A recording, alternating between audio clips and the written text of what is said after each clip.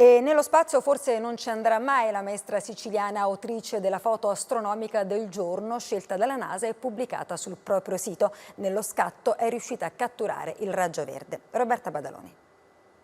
Uno scatto irripetibile è il Green Flash, quel raggio verde immortalato sopra il Sole, sopra la Luna, Venere e Mercurio. Fenomeno ottico-atmosferico velocissimo, pochi secondi, raro, complicato da fotografare.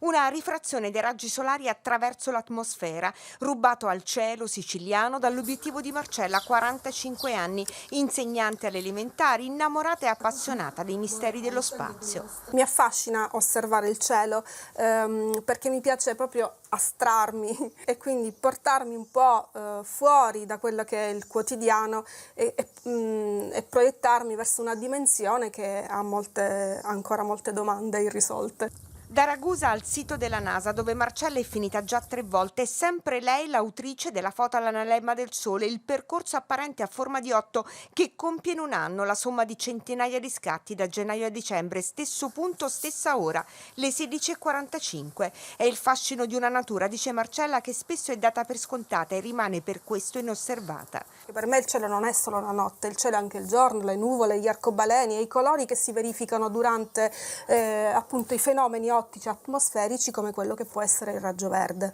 Una luna che tramonta sul cratere dell'Etna durante un'eruzione è quella meraviglia, dice, che riempie gli occhi di chi è capace di osservare. Alto 37 metri, opera straordinaria, scelta anche come set dell'ultimo James Bond. È il